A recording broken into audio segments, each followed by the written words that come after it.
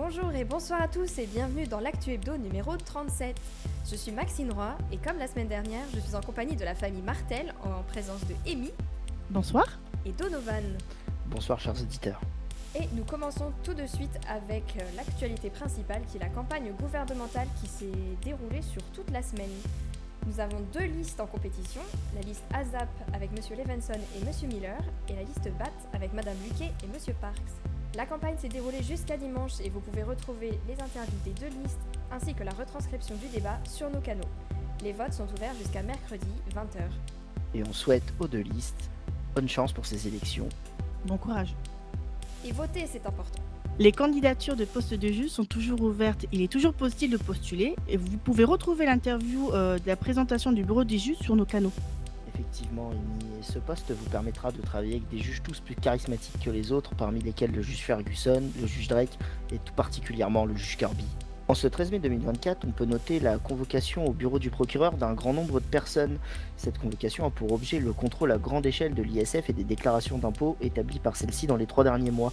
Un premier tri des fraudes et des erreurs volontaires ou non a été opéré, ce qui a engendré des peines diverses et variées allant de la régularisation forfaitaire de 2000 $ à la saisie des biens.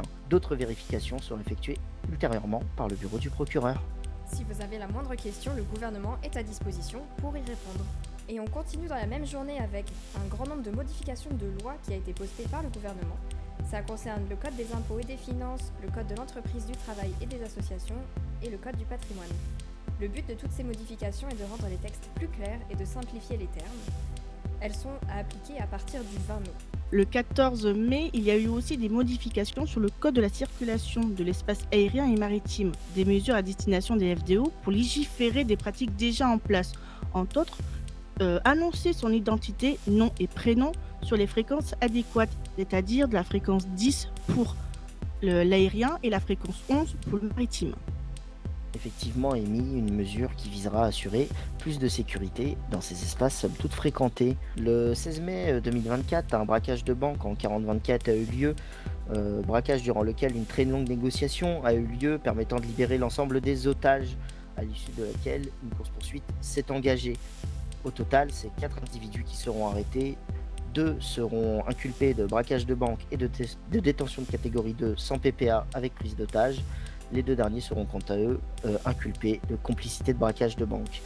Nous noterons également pendant ce braquage de banque la présence de 2 individus s'étant exposés ouvertement devant la banque à l'aide d'une caméra, mettant ainsi en péril leur propre vie ainsi que celle des forces de l'ordre et des otages.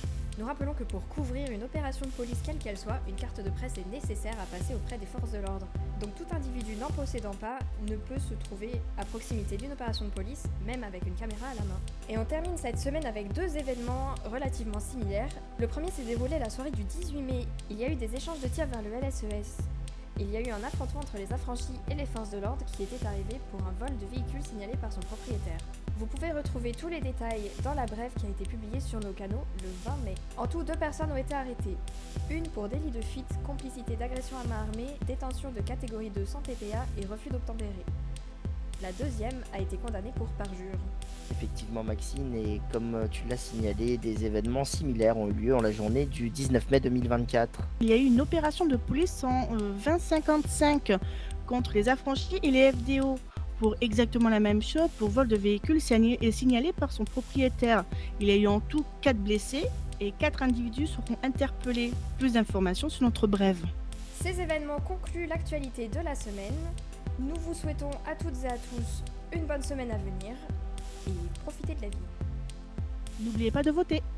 Et bonne soirée à toutes et à tous.